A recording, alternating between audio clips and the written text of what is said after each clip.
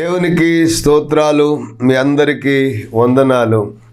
మరణత మేలుకొలుపు అని టీవీ కార్యక్రమానికి విచ్చేసిన మీ అందరికీ నిండు హృదయపూర్వకమైన వందనాలు. దేవుడు మిమ్మలను దీవించును గాక. మరి ఈరోజు దేవుడు మనకిచ్చిన గొప్ప ఈ సందేశము ఏంటి అంటే 1 కొరింథీ పత్రిక 1వ అధ్యాయము 18వ వచనాన్ని మనం చదివినట్లయితే, సిలువను గూర్చిన వార్త నశించుచున్న వారికి వెరితనము గాని రక్షింపబడుచున్న మనకు దేవుని శక్తి. మరొకసారి చదువుదామా? సిలువను గూర్చిన వార్త నశించుచున్న వారికి వెరితనము గాని రక్షింపబడుచున్న మనకు దేవుని శక్తి అని మరి పౌలు అపోస్తలుడు తెలియజేస్తూ వచ్చారు. మరి సిలువను గూర్చిన వార్త చాలామందికి వెర్రితనంగా ఉంది, కానీ రక్షించబడుతున్న వారికి మాత్రం అది దేవుని యొక్క శక్తి అని చెప్పి మనం చూస్తున్నాం. ఈ రోజున మనం గమనించినట్లయితే చాలామంది మరి సిలువను గూర్చినటువంటి మాటలు వినటానికి ఇష్టపడరు. లోక సంబంధమైనటువంటి విషయాల్లో మరి గంటల తరబడి వారు సమయాన్ని వెచ్చిస్తూ ఉంటారు, కానీ మరి దేవుని యొక్క సువార్త వినటానికి కానీ మరి యేసయ్య మాటలు వినటానికి కానీ చాలామంది ఇష్టపడకుండా ఉంటారు. కనుకనే ఇక్కడ పౌలు అపోస్తలుడు చెప్తున్నటువంటి సందేశంలో మరి 2 మాటలు చెబుతూ ఉన్నాడు. ఒకటి, సిలువను గూర్చిన వార్త నశించుచున్న వారికి వెర్రితనము. 2, రక్షించబడుతున్నటువంటి మనకు అది దేవుని శక్తి అని చెప్పి, అంటే ఇక్కడ 2 గుంపుల వారు కనపడుతూ ఉన్నారు. ఒక గుంపు నశించుతున్నటువంటి గుంపు, ఒక గుంపు రక్షించబడుతున్నటువంటి గుంపు. నశించుతున్నటువంటి గుంపుకు అది వెర్రితనంగా కనపడుతుంది. రక్షించబడుతున్నటువంటి వారికి మాత్రం అది దేవుని శక్తిగా కనపడుతూ ఉంది. వార్త ఒకటే, కానీ విని రిసీవ్ చేసుకునేటువంటి దాంట్లో ఈ తేడా కనపడుతూ ఉంది. కాబట్టి ఇక్కడ మనం గమనిస్తే సిలువ వేయబడుట ద్వారా మనకు రక్షణ వచ్చింది అని రక్షించబడుతున్న ప్రతి విశ్వాసి కూడా మరి దానిని గమనిస్తూ ఉన్నారు. కనుకనే ఆ శక్తిని పొందగలుగుతున్నారు. చూడండి, ఒక తల్లి మరి తన సంటి బిడ్డకు పాలు మరి పట్టిస్తున్నప్పుడు నా తల్లి నా బలము కొరకు, లేక నా ఎదుగుదల కొరకు, లేక నా ఆరోగ్యము కొరకు నా తల్లి నాకు పాలు పట్టిస్తుంది అనే సంటి బిడ్డ అనుకుని ఆ పాలు తాగినప్పుడు ఆ బిడ్డకు అదెంతో బలాన్ని, శక్తిని, మరి ఆరోగ్యాన్ని కలుగు చేస్తుంది తల్లి పాలు. మరి అదే సమయంలో మరి తాగుతున్నటువంటి పిల్లాడు ఈ పాలు నాకు ఇష్టం లేదు, నాకు అవసరం లేదు అని కనుక తాగటం మానేసి మరి కక్కేసుకుంటూ ఉన్నట్లయితే ఆ బిడ్డకు ఏ విధమైన శక్తి పొందలేడు సరికదా. అనారోగ్యంతో నీరసించి బలహీనుడై బక్కచిక్కిపోతాడు. కాబట్టి దేవుని యొక్క సువార్త అనేది ఒక తల్లి చంటి బిడ్డకు తన పాలనిచ్చి పెంచినప్పుడు ఎంత బలంగా ఎదుగుతాడో, మరి అలాగే మనం కూడా దేవుని సన్నిధిలో వాక్యం అనేటువంటి పాల చేత, ఆ వాక్యం అనేటువంటి పాల చేత మన ఆత్మను తృప్తి పొంది మరి క్రొవ్విన దూడవలే గంతులు వేస్తూ మనం దేవుని యొక్క సన్నిధిలో ఎదిగే వారంగా మనం ఉండాలి. ఈ విషయాన్ని చాలామంది లోతుగా మరి అధ్యయనం చేయకుండానే మరి ఊరికే యేసుక్రీస్తు ప్రభువు ఆ రక్షణ పొందాము అని చెప్పుకుంటూ ఉంటారు.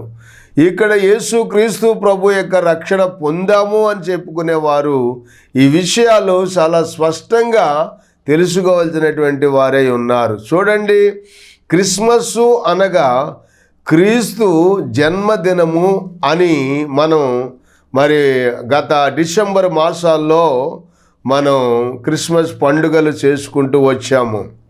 హ్యాపీ క్రిస్మస్ అని అందరూ కూడా సంతోషంగా చెప్పుకుంటూ వచ్చాం. హ్యాపీ బర్త్డే క్రీస్తు అని చెప్పి చక్కగా ఒకరికి ఒకరు మరి కానుకలు, బహుమతులు, గిఫ్టులు పంచుకుంటూ వచ్చాం. ఇది యేసు క్రీస్తు ప్రభు యొక్క జన్మదినాన్ని గూర్చి మరి ధ్యానిస్తూ వచ్చినటువంటి సందర్భం. తరువాత ఇప్పుడు మరలా మరి శిలువ శ్రమజాన ప్రార్థనా కూటాలు జరిగిన తదనంతరం వచ్చేది మనకు గుడ్ ఫ్రైడే, అంటే మంచి శుక్రవారము. గుడ్ ఫ్రైడే అని ఇంగ్లీష్లో చెప్తే మరి మంచి శుక్రవారం అని, శుభ శుక్రవారం అని తెలుగులో చెప్పబడుతూ వచ్చింది. ఇది క్రీస్తు శిలువ మీద మానవుల రక్షణ కొరకు మరి చనిపోయినప్పుడు ఈ యొక్క రోజును గూర్చి శుభ శుక్రవారము అని చెప్పి మరి మనం అందరము కూడా పిలుచుకుంటూ ఉంటాము. కారణం ఏంటి అంటే ఈ లోకం చూడండి, లోకంలో ఎవరైనా మరి మరణిస్తే ఆ లోకంలో మరణించిన ఆ దినాన్ని జ్ఞాపకం చేసుకుంటే అది అశుభ దినము అని చెప్పి దానిని గూర్చి చాలా బాధపడుతూ ఉంటారు.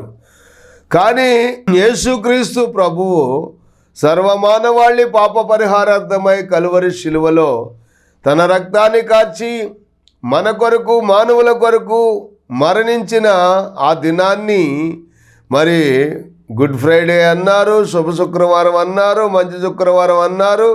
మరొక మాట, అది ఆ దినము మహాదినము అని కూడా అన్నారు. ఎందుకంటే మానవులకు రక్షణ కలిగించినటువంటి దినము. యేసు క్రీస్తు ప్రభు మరణించడం ద్వారా, శిలువలో ఆయన బలియాగం అవడం ద్వారా సర్వమానవాళికి విడుదల, రక్షణ కలిగి పరలోక రాజ్యానికి విశ్వసించిన ప్రతి ఒక్కరూ కూడా రక్షణ పొందినటువంటి రక్షణ దినము అని చెప్పి కూడా మరి రాయబడుతూ ఉన్నాయి. మూడవదిగా మనం చూస్తే ఈస్టర్ పండుగ.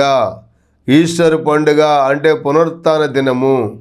యేసు క్రీస్తు ప్రభువు తిరిగి లేచిన దినము. మరి ఆ పునరుత్థాన పండుగను కూడా మనము జ్ఞాపకం చేసుకొని ఆ పునరుత్థానపు సందేశము ద్వారా మరి దేవుని యొక్క సన్నిధిలో రక్షణ పొందిన ప్రతి విశ్వాసి కూడా మరి ఆ విధంగానే యేసు క్రీస్తు ప్రభు ఎలాగైతే మరణించి సమాధి చేయబడి మూడో దినాన్న తిరిగి లేచారో, అలాగే యేసు ప్రభుని విశ్వసించిన ప్రతి ఒక్కరూ కూడా ఈ లోకయాత్ర ముగించిన తరువాత, మరి మరణించిన తరువాత, సమాధి చేయబడిన తరువాత తిరిగి మరలా ప్రభు యొక్క రెండవ రాకడలో మనమందరము కూడా సజీవులుగా లేచి ఆయనను ఎదుర్కొనటానికి ఆ మధ్యాకాశములోను జరుగుతున్నటువంటి 7 ఏండ్ల విందులోను, ఆ తరువాత వచ్చేటువంటి 1000 ఏండ్ల పరిపాలనలోను యేసుక్రీస్తు ప్రభుతో కూడా యుగయుగాలు మనము జీవిస్తూ ఉండటానికే యేసు ప్రభు యొక్క రక్షణ పొందిన ప్రతి ఒక్కరికి ఆ పునరుత్థానము అనేది ఉన్నదనేటువంటి నిరీక్షణ కలిగి ఆ పునరుత్థాన పండుగ దినాన్ని కూడా మనము జ్ఞాపకం చేసుకుంటాం. ఇక 4వది చూస్తే పెంతెకోస్తు పండుగ దినము. అంటే అది సంఘ స్థాపన జరిగించినటువంటి దినము. ఆ యేసు క్రీస్తు ప్రభువు ఆయన పునరుత్థానుడైన తరువాత మరి ఈ భూమి మీద మరి 500 మంది సహోదరుల కంటే ఎక్కువ మందికి ఆయన తన పునరుత్థానపు దర్శనాన్ని ఇచ్చారు. అంతేకాకుండా 40 దినాలు మరి అనేక మందికి ఆయన కనపడుతూ ఆయన పునరుత్థాన దర్శనము అందరికీ కలుగజేసి ఆయన ఆరోహణుడై వెళ్ళేటప్పుడు చెప్పిన మాట ఏంటంటే, నా వలన వినిన తండ్రి యొక్క వాగ్దానము కొరకు మీరు కనిపెట్టండి. నా వలన వినిన తండ్రి యొక్క వాగ్దానము కొరకు మీరు కనిపెట్టండి. పరిశుద్ధాత్మ మీ మీదకి దిగి వచ్చినప్పుడు మీరు శక్తి పొందుతారు. అప్పుడు యోదయ, సమరయ, భూదిగంతముల వరకు మీరు నాకు సాక్షులై ఉంటారు అని యేసు ప్రభు చెప్పినప్పుడు మరి యెరూషలేము మేడగదిలో 120 మంది శిష్యులతో స్త్రీలు మరి పురుషులు అందరూ ఏక మనసుతో ప్రార్థన చేస్తూ ఉండగా మరి 10 రోజులు వారు కనిపెట్టి ఏక మనసుతో ప్రార్థన చేస్తే పెంతెకోస్తు పండుగ దినమున పరిశుద్ధాత్ముడు దిగివచ్చి వారందరినీ కూడా అగ్ని జ్వాలల వంటి నాలుకలు విభాగించబడగా ఆ వాక్శక్తిని దేవుడు అనుగ్రహించిన కొలది వారందరూ కూడా అన్య భాషలతో మాట్లాడి అదుగు అద్భుతమైన సంఘస్థాపన సంఘం ఆవిర్భావము అక్కడ జరిగినట్లుగా కూడా మనం చూస్తూ ఉన్నాం. కనుకనే మరి ఈ 4 పండుగ దినాలు, 1 క్రిస్మస్, 2 గుడ్ ఫ్రైడే, 3 ఈస్టర్ పండుగ, 4 పెంతెకోస్తు అంటే సంఘ స్థాపన దినం అన్నమాట. మరి ఆది సంఘం స్థాపన అనేది ఆ రోజునే అక్కడ జరిగింది. అందుకే ఇది ప్రతి ఒక్కరూ కూడా తెలుసుకోవాల్సినటువంటి విషయం. ఏదో ఒక రోజు ఆదివారపు ఆరాధనకు వెళ్ళి వచ్చేసినంత మాత్రాన విషయాలన్నీ మనకు తెలియపరచబడవండి. అందుకనే ఇక్కడ పౌలు భక్తుడు చెప్తున్నాడు, కొరింథీ పత్రిక 1వ పత్రికలో 1వ అధ్యాయం 18వ వచనంలో ఆయన చెప్పే మాట ఏంటంటే, శిలువను గూర్చిన వార్త నశించుచున్న వారికి వెరితనము కానీ రక్షించబడుతున్నటువంటి మనకు దేవుని శక్తి అయి ఉన్నది అని. అంటే దైవ శక్తిని మనం అనుభవిస్తూ మరి అంతకంతకు ప్రభువులో మనం బలపరచబడుతున్నదానికే మరి ప్రతిదినము కూడా ఈ శిలువ సువార్త అనేది మనం మరి వింటూ ఉన్నాం, బలాన్ని పొందుకుంటూ ఉన్నాం. మరి చూడండి, ఈ శిలువ సువార్తను వినేవారికి అంతకంతకు ఆసక్తి కలుగుతూ ఉంది. అందుకే మరి 40 దినాల శిలువ శ్రమజాన ప్రార్థన కూటాలు మరి ఏర్పాటు చేసినప్పటికీ ప్రతిరోజు ప్రతి రాత్రి మరి అనేక మంది బిడ్డలు వచ్చి సన్నిధిలో పాలు పంపులు పొంది మరి దైవాశీర్వాదాలు పొంది దైవ శక్తిని పొందుకొని మరి ఎంతో దీవించబడుతూ ఉండటానికి గల కారణం ఏంటి అంటే, శిలువను గూర్చిన వార్త నశించుచున్న వారికైతే వెరితనం కానీ రక్షించబడుతున్నటువంటి మనందరికీ కూడా అది దేవుని యొక్క శక్తి అయి ఉన్నది.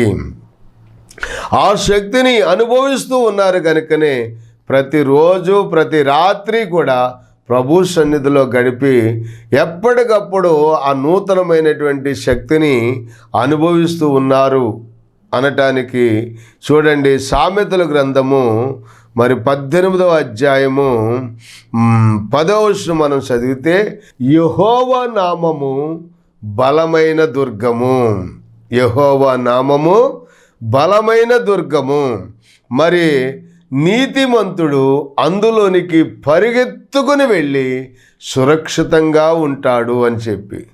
నీతిమంతుడు అంటే తెలివిగలవారు అందులోనికి పరిగెత్తుకుని వెళ్ళి అక్కడ సురక్షితంగా నివసిస్తారు అంట. అంటే దైవ సన్నిధిలోనికి వచ్చిన ప్రతి ఒక్కరూ కూడా మరి దేవునిని ఎరిగిన ప్రతి ఒక్కరూ కూడా దేవుని శక్తిని అనుభవిస్తూ ఆయన యొక్క ఆశ్రయపురములో ఆ ఆశ్రయ దుర్గములో యెహోవా నామము బలమైన దుర్గము, నీతిమంతుడు అందులోనికి పరిగెత్తుకుని వెళ్ళి ఈ లోకంలో ఉన్నటువంటి ఆపదలన్నీ తప్పించుకుని అందులోనికి వెళ్ళి సురక్షితంగా నివసిస్తాడు అని చెప్పి రాయబడి ఉంది. చూడండి, ఒకానొక సమయంలో మనం చూస్తే మరి రూతు గ్రంథములో 2వ అధ్యాయము 12వ వచనం మనం చదివినప్పుడు అక్కడ ఏమని వ్రాయబడిందంటే, బోయజు రూతుని గూర్చి మాట్లాడుతూ ఉంటాడు. ఏమని చెప్పాడు? యెహోవా రెక్కల కింద నీవు ఇశ్రాయేలుల దేవుడైన యెహోవా రెక్కల క్రింద నువ్వు సురక్షితంగా ఉండటానికి వచ్చావు. ఆయన నువ్వు చేసిన దానికి ప్రతిఫలం ఇచ్చును, ఆయన నీకు సంపూర్ణమైన బహుమానం ఇచ్చును అన్నాడు. కారణం ఏంటో తెలుసండి, ఆ మోయాబు దేశంలో మరి మోయాబురాలైనటువంటి రూతు ఎక్కడికి వచ్చింది? ఇశ్రాయేలీల దేవుడైన యెహోవా రెక్కల క్రింద సురక్షితంగా ఉండటానికి వచ్చింది.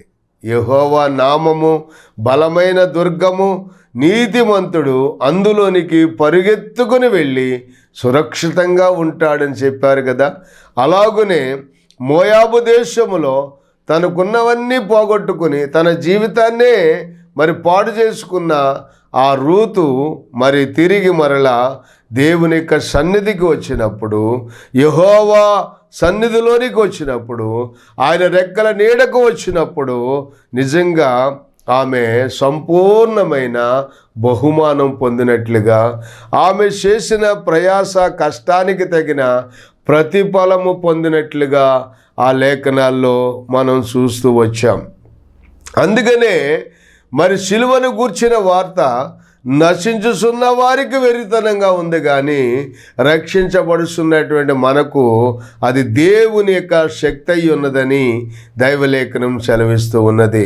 చూడండి, యోహాను సువార్త 3వ అధ్యాయము 16వ వచనంలో మనం చదువుతుంటే, యోహాను సువార్త 3వ అధ్యాయము 16వ వచనంలో ఏం చూస్తున్నామంటే, దేవుడు లోకమును ఎంతో ప్రేమించెను, దేవుడు లోకమును ఎంతో ప్రేమించెను కాగా తన అద్వితీయ కుమారునిగా పుట్టిన వాని యందు విశ్వాసముంచు ప్రతి వాడును నశింపక నిత్య జీవము పొందినట్లు ఆయనను అనుగ్రహించెను. లోకము తన కుమారుని ద్వారా రక్షణ పొందుటకే గాని లోకమునకు తీర్పు తీర్చుటకు దేవుడు ఆయనను లోకములోనికి పంపలేదు. కాబట్టి దేవుడు లోకమును ఎంతో ప్రేమించెను కాగా ఆయన తన అద్వితీయ కుమారునిగా పుట్టిన వాని యందు విశ్వాసముంచు ప్రతి వాడును నశింపక నిత్య జీవము పొందినట్లు దేవుడు ఆయనను అనుగ్రహించెను అనే మాటను మనం చూస్తున్నాం. కనుక నశించుచున్న వారు ఎవరైనప్పటికీ కూడా ఇదిగో జీవితంలో ఏమాత్రము కూడా బాగులేదు, మేము ఇలాగున జీవించలేకపోతున్నాం, సంతోషం లేదు, సమాధానం లేదు, మరి ఎప్పుడు చూసినా ఆర్థిక ఇబ్బందులతో మేము నలిగిపోతూ ఉన్నాము అని చెప్పి బాధపడుతున్నట్లయితే, ఇదిగో ఇప్పుడే ఈ టీవీ వర్తమానం ద్వారా మీ గృహాల్లో ఈ సందేశం వింటున్నట్లయితే ఇప్పుడే ఆ సిలువను గూర్చినటువంటి వార్త మీకు దైవ శక్తిని కలిగించేటట్లుగా, మీకు రక్షణ కలిగించేటట్లుగా, మీకు స్వస్థత కలిగించేటట్లుగా, మీ కుటుంబాలకు ఆశీర్వాదం కలిగించేటట్లుగా ఇప్పుడే యేసుక్రీస్తు ప్రభుని రక్షకుడుగా అంగీకరించి ఆయన సన్నిధిలో ప్రార్థన చేయండి. దేవుడు వెంటనే మీ యొక్క సమస్యలన్నీ తొలగిస్తాడు, శోధనలన్నీ తొలగిస్తారు. మీకు వెంటనే ప్రశాంతత మీ హృదయాల్లో అలుముకుంటుంది, మీరు ఎంతో దీవించబడతారు. నిన్నగాక మొన్న నేను ఒక గృహానికి వెళ్ళినప్పుడు ఆ యొక్క కుమార్తె ఆపరేషన్ అయింది. పెళ్ళైన 3 సంవత్సరాలు 4 సంవత్సరాలు అయింది, కానీ ఇంకా సంతానం లేదని వాళ్ళ ఇంటి వాళ్ళు అనేక హాస్పిటళ్ళు తిప్పారు, చాలా చోట్లకు తిరుగుతున్నారు. వెళ్ళిన చోట్లల్లా టెస్టులు కానీ వాటికి వీటికి 10,000 రూపాయలు 15,000 రూపాయలు ఖర్చు పెట్టుకుంటున్నారు. కష్టపడి పని చేసుకునేటువంటి ఆ బిడ్డలు మరి ఏ విధంగా కూడా మేలు పొందలేక మరి దిగులు పడుతూ బాధపడుతూ ఉన్నటువంటి సందర్భంలో దైవదాసురాలు పాస్టరమ్మ గారు నేను ఆ ఇంటికి వెళ్ళినప్పుడు మరి ఆ యొక్క అమ్మాయి మంచం మీద బెడ్ మీద ఉంది. ఏమ్మా ఇలా ఉన్నావు అంటే, సంతానం లేదని మరి హాస్పిటల్కి వెళితే ఆ హాస్పిటల్ వారు సంతానం కలగటానికి నీ గర్భసంచిలో ఏదో పొర అడ్డొచ్చింది, ఆ పొరను తొలగించడానికి ఆపరేషన్ చేయాలి అని చెప్పి అన్నారంట. దానికి కొన్ని వేల రూపాయలు ఖర్చు పెట్టి ఆపరేషన్ చేయించారు, కానీ పూర్తిగా పొరను తొలగించడానికి అవకాశం లేక బ్లడ్ ఎక్కువ మరి వెళ్ళిపోతుందని చెప్పి మరి కొంతవరకు తీసి మరి ఆపేశారట. మరలా 1 నెల రోజులు కోలుకున్న తర్వాత మరలా ఆపరేషన్ చేయాలని డాక్టర్లు చెప్పారట. ఆమె చాలా బాధపడుతుంది, ఏడుస్తుంది, బాధను తట్టుకోలేకపోతుంది. మరి అటువంటి పరిస్థితుల్లో చెప్పానమ్మా, మన ప్రభు అయినటువంటి యేసుక్రీస్తు వారు మన కోసం ఆయన ఎన్నో శ్రమలు పొందారు, ఎన్నో రకాలైనటువంటి మరి ఆ శ్రమను అనుభవించారు. నీ కోసం, నా కోసం, మనందరి కోసం సిలువలో కలువరిలో ఆయన రక్తాన్ని కార్చారు, తన ప్రాణాన్ని పెట్టారు. యేసు క్రీస్తు ప్రభు యొక్క సిలువ సువార్త నువ్వు నమ్మినట్లయితే అది నీకు దైవశక్తిగా మారుతుంది. దేవుడు నీ మీద ఉన్నటువంటి ఆ ప్రతి విధమైన శాపాన్ని, పాపాన్ని తొలగించి ప్రభు నీకు ఇచ్చేటువంటి ఆ రక్షణ ద్వారా నీ కుటుంబంలో దేవుని యొక్క ఆశీర్వాదము కలుగుతుంది అని చెప్పి మరి ఆ బిడ్డకు ఓదార్పును కలుగజేసి మేము అక్కడ ప్రార్థన చేసి రావటం జరిగింది. ప్రభునందు ప్రియమైన దేవుని బిడ్డలారా, గమనించండి, సిలువను గూర్చిన వార్త నశించిపోతున్న వారికి వెర్రితనము. అందుకనే వాళ్ళు ఆ దైవశక్తిని పొందలేకపోతున్నారు. ఎంతోమంది హాస్పిటల్కి వెళుతున్నారు, వెళ్ళటం మంచిదే కాదని నేను చెప్పడం లేదు, కానీ మరి వారికి ఎన్ని చోట్లకు తిరిగినప్పటికీ కూడా మేలు కలగకపోగా మరింత సంకటపడినటువంటి మాటలు కూడా మనం దైవలేఖనాల్లో చూస్తూ ఉన్నాం. అదే సమయంలో కూడా మరొక సహోదరి ఈ విధంగానే చూస్తే ఆ శరీరంలో బ్లీడింగ్ ఎక్కువైపోయి మరి ఆ బిడ్డ హాస్పిటల్కి వెళ్ళి వైద్యం చేయించుకుంటున్నప్పటికీ కూడా అదేమాత్రము తగ్గని పరిస్థితుల్లో ఉంటే దేవుని యొక్క సేవకురాలు నేను మరి దేవుని సేవకులుగా వెళ్ళి వారి కొరకు ప్రార్థన చేసినప్పుడు దేవుడు అద్భుతంగా మరి ఆ బిడ్డను స్వస్థపరిచి బాగు చేసినట్లుగా మరి మేము చూస్తూ వచ్చాం. ప్రియమైనటువంటి దేవుని బిడ్డలారా, మగరి గమనించండి, నశించిన దానిని వెతికి రక్షించడానికే యేసు క్రీస్తు ప్రభు ఈ లోకానికి వచ్చారు. లూకాసు సువార్త 19వ అధ్యాయం 10వ వచనంలో ఉన్నటువంటి మాటను మనం చూస్తే అక్కడ నశించిన దానిని వెతికి రక్షించడానికే మనుష్య కుమారుడు ఈ లోకమునకు వచ్చెను అని చెప్పి రాయబడి ఉంది. మరి మనలో ఎవరు కూడా నశించిపోవటం ఇష్టం లేనటువంటి దేవుడే తన కుమారుడైనటువంటి యేసు క్రీస్తుని ఈ లోకానికి పంపించినట్లుగా మనం చూస్తూ ఉన్నాం. ఆయన ఈ లోకానికి వచ్చి మన కొరకు తన మరి రక్తాన్ని కార్చి ప్రాణాన్ని పెట్టి సిలువలో మరి బలియాగమైనటువంటి వాడు యేసుక్రీస్తు ప్రభు. నీ కొరకు రక్తాన్ని ధారపోసిన వాడు యేసుక్రీస్తు ప్రభు ఒక్కడే. ఈ లోకంలో మనం చూస్తే మన కొరకు రక్తాన్ని ధారపోసిన వారు ఇద్దరు. ఒకటి, తల్లి తన బిడ్డను జన్మించినప్పుడు ఆ తల్లి తన బిడ్డ కొరకు తన రక్తాన్ని ధారపోస్తుంది. మనము ఆ పాపం అనే ఊబిలో నుంచి విడిపించబడి పరలోక రాజ్యానికి మనలను వారసులుగా చేయటానికి యేసుక్రీస్తు ప్రభు ఒక్కడే మన కొరకు తన రక్తాన్ని కార్చారు. ఈ లోకములో ఎవరు కూడా మనకు రక్తాన్ని ధారపోసిన వారు ఎవరూ లేరండి. యేసు క్రీస్తు ప్రభు ఒక్కడే, కేవలం యేసు ప్రభు ఒక్కడే మన కొరకు తన రక్తాన్ని ధారపోసి తన ప్రాణాన్ని బలిగా అర్పించిన వాడు యేసుక్రీస్తు ప్రభు. అందుకని యోహాను సువార్త 1వ అధ్యాయము 12-13 వచనాలు మనం చదివితే అక్కడ ఏమని ఉందంటే, తన్ను ఎందరూ అంగీకరించెదరో అనగా మరి తన నామమందు విశ్వాసం ఉంచిన వారికి దేవుని పిల్లలగుటకు ఆయన అధికారము అనుగ్రహించెను అని. తన్ను ఎందరు అంగీకరించెదరో అనగా వారందరికీ, తన నామమందు విశ్వాసం ఉంచిన వారికి దేవుని పిల్లలగుటకు ఆయన అధికారమును అనుగ్రహించెను. వారు దేవుని వలన పుట్టిన వారే గాని రక్తము వలనైనను శరీరేచ్ఛల వలనైనను మానుషేచ్ఛల వలనైనను పుట్టిన వారు కారు అని చెప్పి రాయబడింది.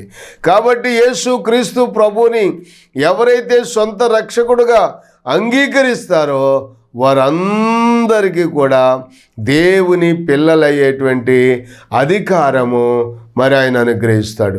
ఆ అధికారము కలిగిన ప్రతి ఒక్కరికి కూడా మరి దేవునిలో ఉన్నటువంటి సకలమైనటువంటి ఆశీర్వాదాలు, ప్రభువులో ఉన్నటువంటి సర్వ సంపదలు కూడా మరి ఎవరైతే యేసు క్రీస్తు ప్రభుని రక్షకుడుగా అంగీకరించారో వారందరికీ కూడా ఆ యొక్క ఆశీర్వాదాలు, ఆ ఆరోగ్యాన్ని, మరి ఆ పరలోక రాజ్య మహాభాగ్యాన్ని యేసుక్రీస్తు ప్రభు అనుగ్రహిస్తారన్నమాట.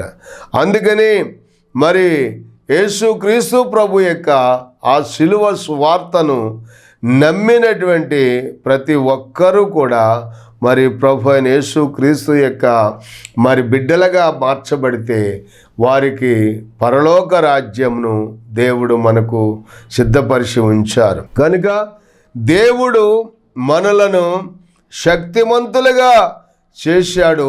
ఆయన రక్తం ఇచ్చి మనలో ఉన్నటువంటి పాపమునంతటిని కూడా తొలగించి వేసి మనల్ని పరిశుద్ధులుగా చేశారు.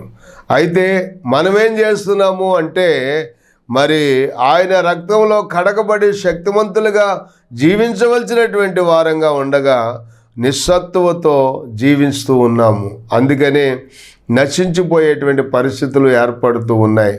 మరి ఇక్కడ మనం గమనిస్తే దేవుడు మనలను శక్తిమంతులుగా చేసెను కానీ మనము నిస్సత్తువతో జీవిస్తున్నటువంటి ప్రజలుగా ఉంటున్నాం.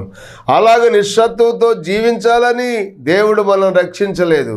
మనం శక్తిమంతులుగా ఉండాలని మరి ప్రభు మనల్ని రక్షించాడు. రెండవది, దేవుడు మనలను జ్ఞానవంతులుగా చేశాడు కానీ చాలామంది అజ్ఞానంగా బ్రతుకుతూ ఉన్నారు. దేవుడు తన రక్తమిచ్చి తన ప్రజలను రక్షించి జ్ఞానవంతులుగా చేశాడు కానీ చాలామంది అజ్ఞానంగా బ్రతుకుతూ ఉన్నారు.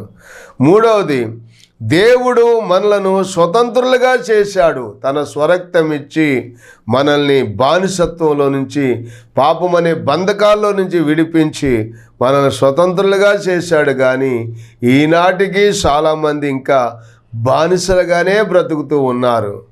మరి నాలుగవది, దేవుడు మనలను మరి విమోచించాడు కానీ ఇంకా చాలామంది బందీలుగానే బ్రతుకుతూ ఉన్నారు.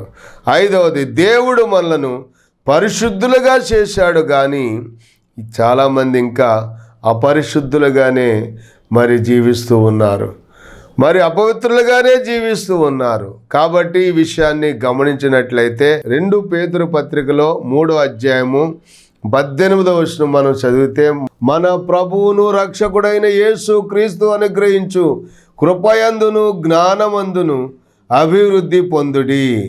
ఆయనకు ఇప్పుడును యుగాంత దినము వరకును మహిమ కలుగునుగాక. ఆమెన్. దేవుడు మిమ్మలను దీవించునుగాక.